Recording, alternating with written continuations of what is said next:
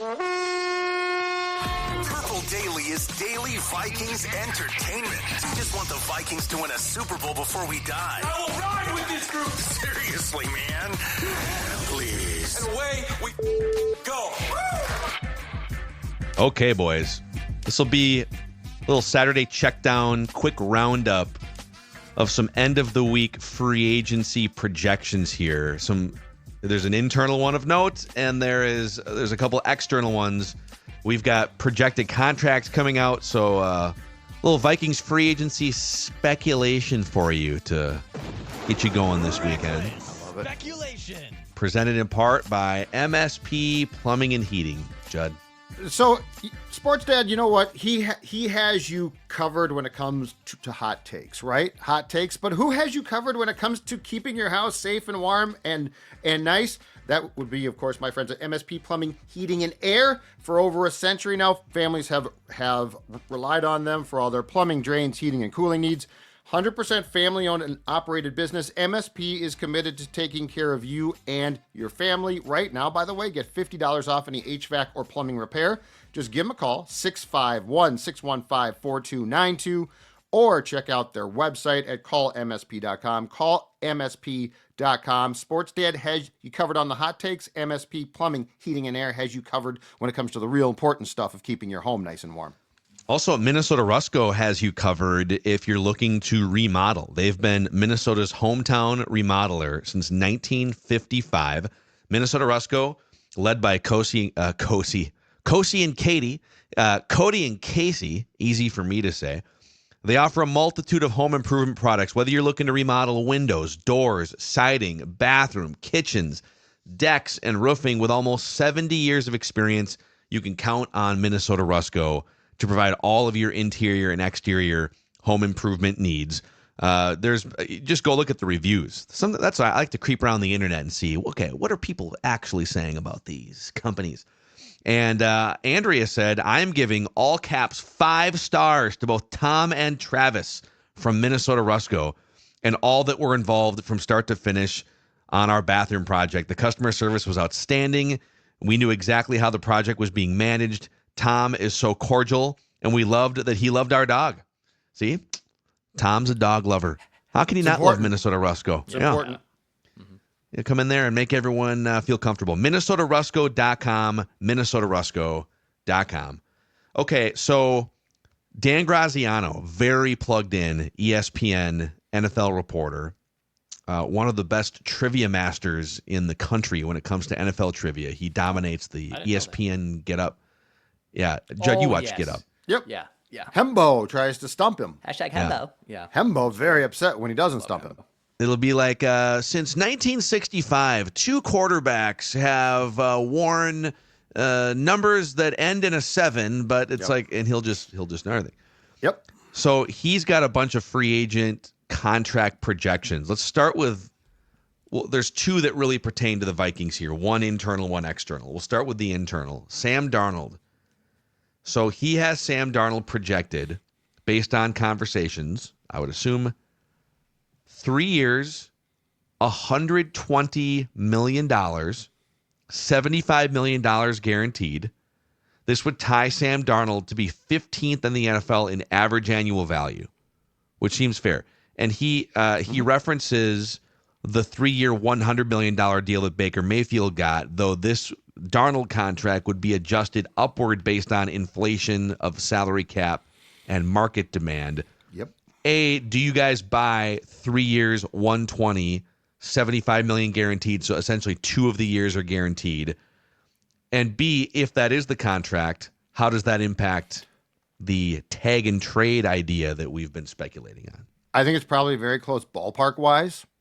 Because I do think the one thing that I think that's important in this entire discussion is not every team that needs a QB is going to pursue Sam. So it's not like there's 7 teams that are no, there are probably 7 to 8 teams that need a quarterback. I think there's enough teams that will pursue him though, that this contract is probably right in the correct ballpark, common sense wise. But here's the interesting thing. It's right on the border of being able to franchise him.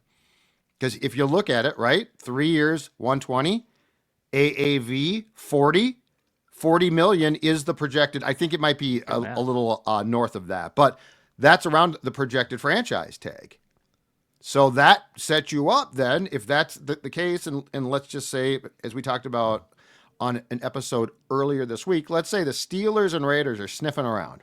Steelers and Raiders, and you can create a little bit of a bidding war between those two teams. This leaves you literally on the cliff of you might be able to pull off the tag and the trade. Yeah. Yeah. The write-up here continues. The Vikings have talked about bringing Darnold back, even with JJ McCarthy waiting in the wings. So he's hearing that too.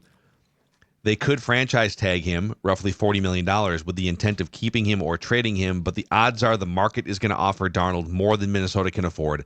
The Raiders, Giants, Jets, Steelers, Browns, Titans, and Saints are among the teams that either will or could find themselves looking for a new quarterback this offseason. Obviously, the Titans, the Giants, and the Browns all have top 3 draft picks, so they are one of those teams going to be. I don't think the market includes those for Sam Darnold, because would you get into a $40 million, I don't like a think 120, right?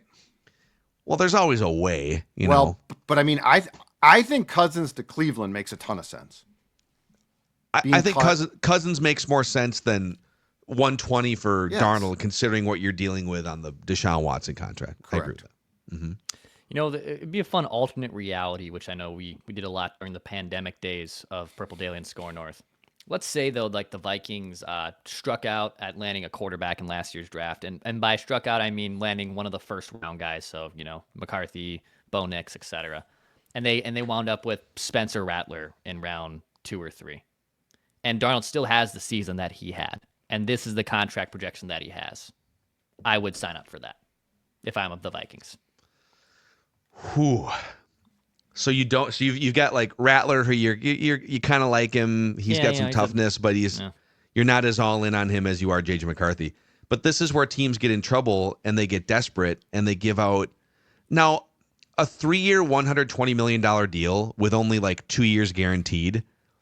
That doesn't necessarily prevent you from drafting a quarterback in the next couple years. I don't think it cripples your franchise. Like when they signed Kirk for the first time, that was a 3-year, most expensive quarterback in football, ironclad, guaranteed 3-year contract. But they were also ready to win a Super Bowl, they thought, and they were plopping him on top. I guess what I'm saying is, in any context, I would be really careful about giving out a bad quarterback contract or elite money to a non-elite quarterback. But he'd be 15th in AAV, so this falls into a category that doesn't like total your franchise and your ability to build a roster. Yeah, but I think the key question here too is because you hired O'Connell in large part to identify and cultivate a QB, and he did a great job with Darnold. But at the end of the day, now, do you think that O'Connell, when the Vikings brass meets, do you think that O'Connell says, I saw enough from Sam, I think he can win us a Super Bowl? Because I think the answer is no way. So, like, that's my other thing is I want the Vikings to have, like, with O'Connell, I think you're finally on point here with a coach that can identify too. And just because he can help salvage a guy's career does not turn that QB into a guy who can take you to a Super Bowl. And I'll continue to pound the drum. They can say, and look, Darnold was fantastic. They won 14 games. But there is no way those last 2 games didn't leave some type of lasting impression and a scar. Absolutely. So, like, you can't watch those games and say, okay, you know what I could see next year? Long playoff run. So, but I do think there's enough teams that possibly could say, we don't have a quarterback the old Vikings way, right? What should we do? That Darnold contract that you just talked about, Phil, from Graziano is not ridiculous. I can see that. Here's another, before we get to the external one that is going to be interesting. If the market is still willing to give Sam Darnold 3 years, $120 million, $40 million a year, $75 million guaranteed, what did the last 2 games cost him then? $50 million. How much? $50 million. It cost him guaranteed money, I think. Yeah. Like, would he have? So I think he would have gotten maybe 48 to 50 million a year if he plays well in the last 2 games, as opposed to the 40 million. Yep. Yes. So I guess I'm saying it was like $100 million he cost himself is what even we were kind of saying. Maybe not. Maybe the last two games only cost him 30 or 40 million in total value. I think it cost him. I think if he had played acceptably in those two games, I think the guaranteed on the contract, because at the end, that's what's important. Yeah. I think the guarantees go up towards 100, probably 90. Okay.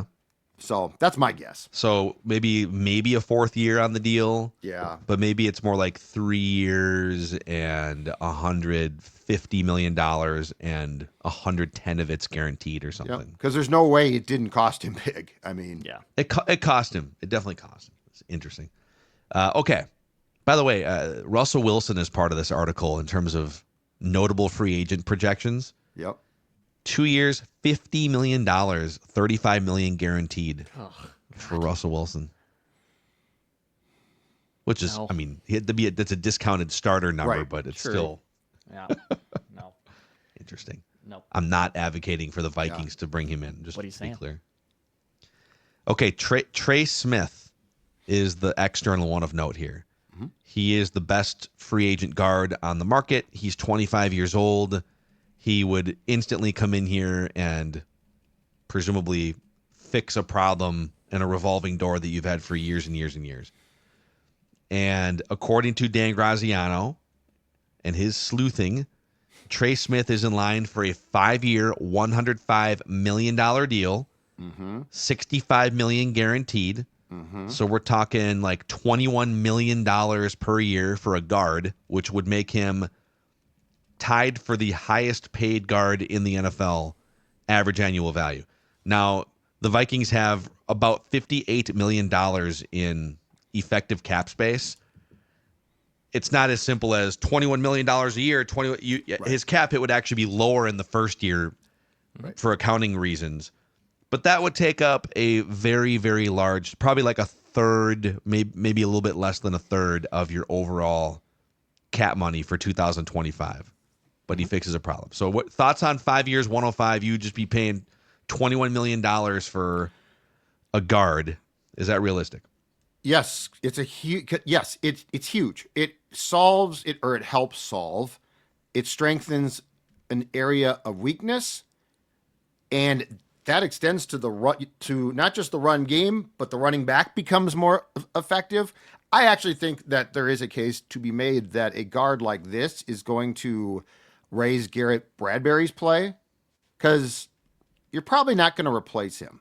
So if you are going to go get a guard who is going to raise one side of the line and the center's play, yes, I think this is the most, when you watch these playoffs, and especially Philadelphia, I don't see how you can watch these and not say the single most important thing is that this team gets a guard who can, because you got the tackles. So now you got the guard. Mm-hmm. And it's not, you don't have to go get Walter Payton then.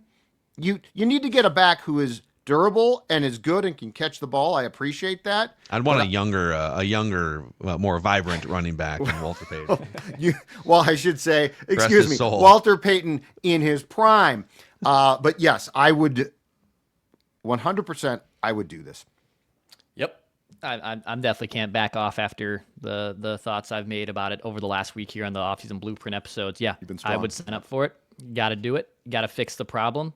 It is interesting. Judd brings up the point of, does it fix Bradbury? Does it help out Bradbury? I think it does. Yeah, I think it It does. helps him. Doesn't fix Bradbury would still probably, and depending on who the other guard is too, there would still be a little bit of a question mark, weak link situation between Bradbury and the other guard. But Trey Smith would just, man, he'd boost so many things in the offensive line. Yeah, I'm into, we're going to go through different iterations of our offseason blueprint. And like on the last one, I was stumping for I want them to spend a bunch of money for sure on a stud 25, 26-year-old guard or interior defensive lineman, knowing that you would probably then target the other one with your first pick in the draft. So however they want to do that, your top assets are the biggest chunk you're going to devote in free agency, and B, your 24th overall pick. And maybe C being like the second chunk of money you spend in free agency. And 2 of those need to go to guard and then interior defensive line. And if you can, and maybe like cornerback, bringing back Byron Murphy Jr. But yeah, he is, we're so used to just like a revolving door. Trey Smith, according to Pro Football Focus this last year, he gave up in pass protection. Now he's also regarded as a good run blocker, but he gave up only 17 pressures all season.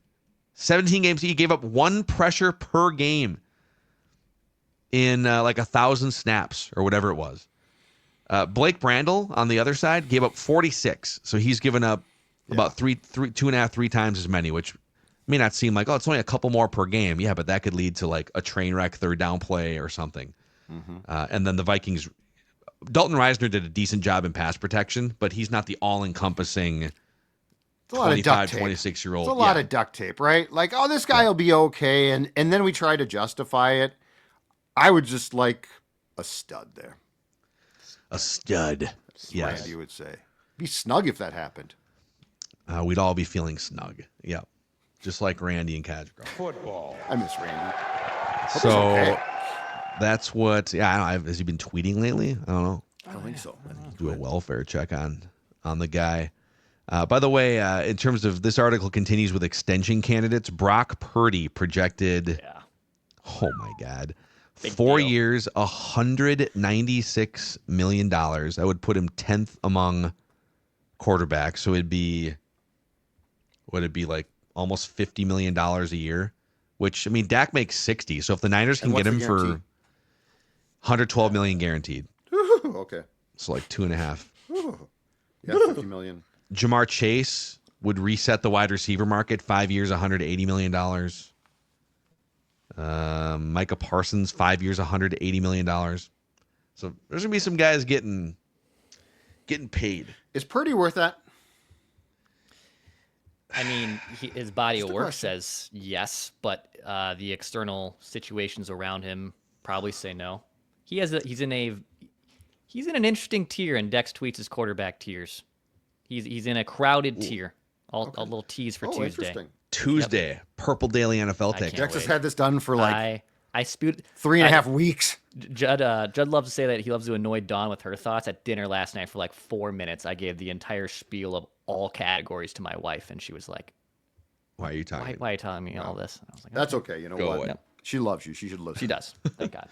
I will withhold my Brock Purdy take for Purple Daily NFL takes on Tuesday. I like it. Yeah. I like it. I just got some questions. So there's your little check down episode here. Dex has Vent Line with some Purple Daily listeners and fans on Sunday. And then, full steam ahead as we get into February here. It's Super Bowl week and it's tampering season.